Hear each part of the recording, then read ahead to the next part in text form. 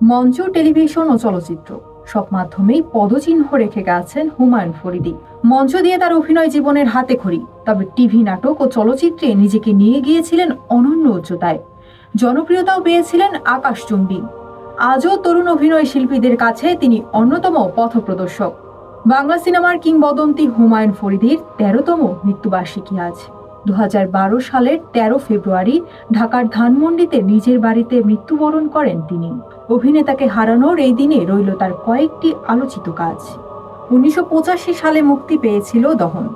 গুণী নির্মাতা শেখ নিয়ামত আলী পরিচালিত এই ছবির মাধ্যমেই রূপালী পর্দায় অভিষেক করেছিলেন হুমায়ুন ফরিদী। এতে অভিনয়ের জন্য শ্রেষ্ঠ অভিনেতা বিভাগে তিনি পেয়েছিলেন বাদশাহ পুরস্কার।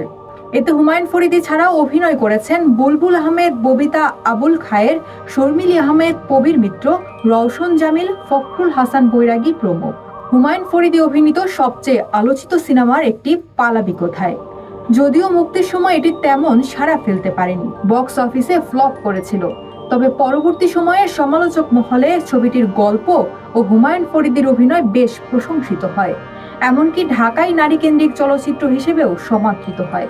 লেখক শহীদুল্লাহ কায়সারের একই শিরোনামের একটি উপন্যাস অবলম্বনে ধারাবাহিক নাটকটি যৌথভাবে নির্মাণ করেছেন আব্দুল্লাহ আল মামুন, আল মনসুর ও মোহাম্মদ আবু তাহের। এই নাটকের কান কাটা রমজান চরিত্রে অনবদ্য অভিনয় করে ব্যাপক জনপ্রিয়তা পান হুমায়ুন ফরিদী। ইতিহাস নির্ভর এই নাটকে কুটিল নায়েব থেকে জমিদার বনে যাওয়া চরিত্রে অভিনয় করেছিলেন তিনি।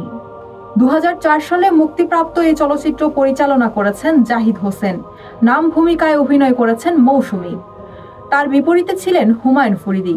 এ ছবির জন্য সেরা অভিনেতা শাখায় জাতীয় চলচ্চিত্র পুরস্কার লাভ করেন তিনি।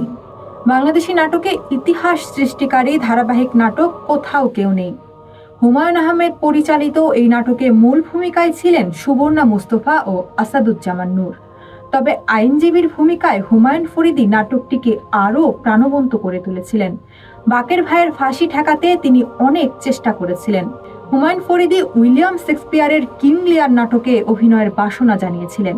নাটকটি তার করা হয়নি, কিন্তু জীবনের নানা পথ পরিক্রমায় তার জীবনটাও যেন রাজা লিয়ারের মতো সুখে দুঃখে ঘেরা। তবে যে ভালোবাসা তিনি পেয়েছেন তা আজীবন দর্শকের হৃদয়ে থেকে যাবে। ভক্তদের ভালোবাসায় হুমায়ুন ফরিদী অমর হয়ে থাকবেন।